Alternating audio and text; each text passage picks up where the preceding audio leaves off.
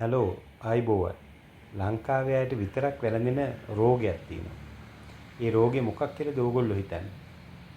මම හිතන්නේ මේ රෝගේ තමයි සෝබනේ කියන එක. ඒ කියන්නේ බොරු සෝබනේ. ඒක මට දැනලා තියෙන විදිහට, දැකලා තියෙන විදිහට, අහලා තියෙන විදිහට පිට රටවල මිනිස්සුන්ට ඕක නැති තරම්. විශේෂයෙන්ම මේ ලංකාවේ ඉන්න මිනිස්සුන්ට මම හිතන්නේ ආසියාතික රටවල සමහර රටවලට ඇති සමහරව ඉන්දියාව වගේ රටවල ඉන්න අයටත් යම් යම් ප්‍රමාණයෙන් තියෙනවා. විශේෂයෙන් ලංකාවේ නම් ඒක ඔඩුදුවල තියෙන්නේ. ඔය 1980 විතර පස්සේ තමයි මේක මේ වැඩි වෙන්න පටන් ගත්තේ. දැන් වෙනකොට නම් ගණ්ඩම දෙයක් නැහැ. ඒ රෝගයට දරුණු ලෙස ගොඩක් අය ගොදුරු වෙලා තියෙන්නේ. මේ ඒ මොකක්ද ඇත්තටම ඔය බොරු සෝබනේ කියලා කියන්නේ? ඒ කියන්නේ මේ Tamanට තිබ්බ නැති දෙයක් දැන් තියෙනවා කියලා අනුන්ට පෙන්නන්න හදනවා. ඒ එකක්.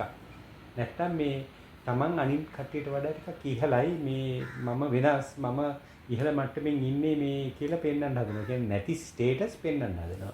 ඒක ඉස්සර කාලේ ඉතින් පෙන්නේ ඔය ගොඩාක් දුරට ඔය ඇඳුමින් පැළඳුමින් විතරයි. මේ වෙනකොට නම් ගණ්ඩම දෙයක් නැහැ. කතා කරනකොට ලැජ්ජත් හිතෙනවා. සමහරු මේ පල්ලෙහා මට්ටමකට වැඩලා තියෙන මානසික තත්ත්වය අතින් ඒගොල්ලෝ මම හිතන්නේ මේ පහළ මානසික තත්ත්වයක ඉන්න මේ පුද්ගලයෝ.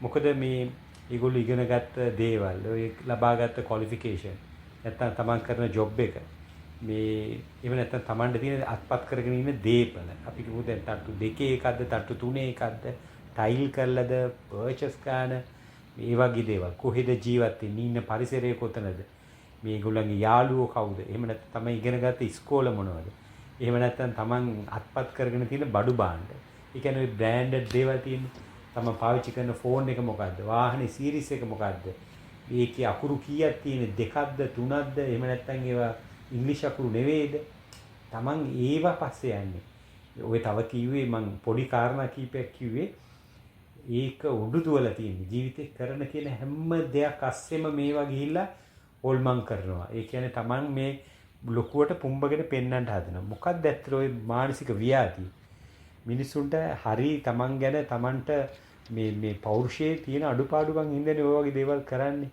Tamanට දැන් ඔය වගේ දේවල් පොරුවට පවත්වා ගන්න ගියාම මුදල් වියදම් වෙනවා. ඒ එකක්. ඊළඟ එක මොකද්ද? ඔය කවුරුත් ගණන් ගන්නෙ නැහැ. ඊළඟ එක තමයි මානසික විඩාව. ඒ කියන්නේ බොරු රංගනයකනේ යෙදිලා ඉන්න හදන්නේ හැම ඇහැරලා ඉන්න හැම වෙලේම ඉන්න හදන්නේ මේ විදිහට. ඒ හින්දා මේ පව් ඇත්තට මේ වගේ බබාලා කරන දේවල් සමහර කට්ටිය ඉන්නවා ඒගොල්ලෝ දැන් මේ කාලා බීලා කොහරි ඔය ප්‍රසිද්ධයි කියාගන්න හොටෙල් වලින් රෙස්ටොරන්ට්ස් වලින් ඇවිල්ලා ඒ තැන්වල මේ ෆොටෝස් මේ සෝෂල් මීඩියා වලට YouTube Facebook වගේ ඒවාට අප්ලෝඩ් කරලා ඉඳලා මේ බලාගෙන ඉන්නවා මේ හැංගිලා වගේ මේ අනිත් ඒගොල්ලන්ගේ ආසන්න තමයන්ගෙන් මේ ඒවට රෙස්පොන්ස් එනකම් මේ හරි පිළිකුල් සහගත දේවල් තමයි ඒගොල්ලෝ කරන්නේ. ඒගොල්ලෝ මේ ඒ වගේ Taman කාපු බීපු දේවල් අය ප්‍රසිද්ධ කර මේ ලෝකෙට පෙන්න ඉන්න ඕනද? ඉස්සර මිනිස්සු ඔය වගේ දේවල් කරාද? මේ ඇයි ওই තරම් පල්ලෙහා මට්ටමකට වැටෙන්නේ? හරිම කනගාටුයි. දැන් බේරවනේද ආර්ථික වශයෙන් මේ හොම්බෙන් ගිහිල්ලා ඉන්න රටේ ඔය වගේ බොරු සෝබන තත්ත්වයක්, බොරු සෝබනකාරයෝ. බොරු දේවල් මේන්ටේන් කරන්න ගිහිල්ලා ඒගොල්ලෝ හතර අතේ වැටිලා එදිරි ගගා ඉන්නේ. ඒ වගේ අය නම් දකින්න ඉන්නවා හැමතැනම දකින්න තියෙන හැම ස්තරයේම ඉන්න ඔය වගේ මිනිස්සු එහෙම ඉන්න මිනිස්සු. හැබැයි ඒගොල්ලෝ කවදාවත් දැකලා නැද්දන්නේ බොහෝ බර මිනිස්සු, නිහඬ මිනිස්සු, හොඳ ප්‍රඥාවන්ත මිනිස්සු, සද්ද නැතුව සරල විදිහට මේ Tamanගේ ජීවිතේ මේ දැනෙන්නේ නැති විදිහට ගෙවාගෙන මේ නිහඬව ඉන්න මිනිස්සු ඉන්නවා.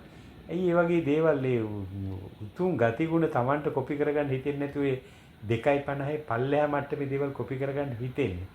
මේ පොඩ්ඩක්වත් Taman ඉපදුන තත්ත්වේ හරි ජීවත් වෙච්ච තත්ත්වයට හර වඩා මේ ගිහිල්ලා මේ ඉහළ මට්ටමකට එන්න හිතන්නේම නැද්ද මේ එක දවසකවත් අඩු ගානේ මැරෙන්න කලින්වත් මොකද ඔය දැන් එක එක්කෙනා Tamanගේ අනුන්ගේ ආකර්ෂණය Tamanගේ වෙතට මේ යොමු කරගන්න හදන එකනේ කරන්නේ ආයතා විදිහට ව්‍යාජ විදිහට සාමාන්‍යයෙන් ස්වභාවිකව නම් ඔය ඉතින් මම අහලා තියෙන අපි දැකලා තියෙන දැනෙන විදිහට ඔය මිනිස්සු වගේම සත්තුත් යම් කාලවල තමන්ගේ වයස සමහර වයස්වලදී එහෙම අනිත් කෙනාගේ ඇටෙන්ෂන් එක ගන්න යන විශේෂයෙන්ම ඉතින් විරුද්ධ ලිංගිකයන්ගේ ඇටෙන්ෂන් එක ගන්න හදන එක.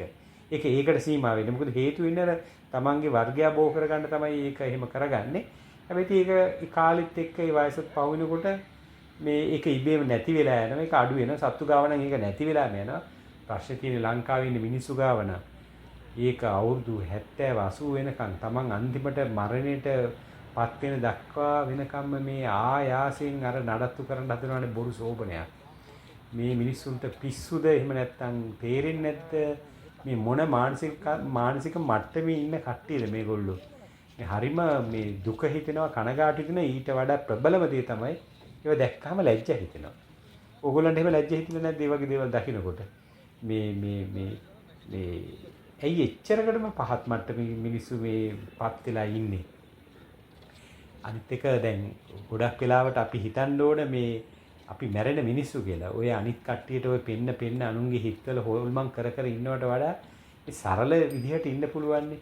ඔය දැන් ඔය අර මං කලින් කිව්වා වගේ මුදල් විතරක් නෙවෙයි අර මානසික පීඩනය කියන එක බරපතලයිනේ. ඒ මානසික පීඩනය හින්දා තව කීයක් කාරණා ඒවෙන් ආයෙ ප්‍රශ්න ගැටලු මතුවෙනවා. උදාහරණයක් විදිහට ડિප්‍රෙෂන්, තමන්ට ලෙඩ රෝග මේ ඒවට පව බලපානවනේ. ඉතින් ඒතකොට මේ කියන්නේ වැඩක් වටින්නේ වැඩක් නැති මේ බොරු දෙයක් ඇඟට දාගෙන හිතට දාගෙන ඒ දේවල් නඩත්තු කරන්න ගිහිල්ලා මිනිස්සු නිකං අමාරු වැටෙනවා.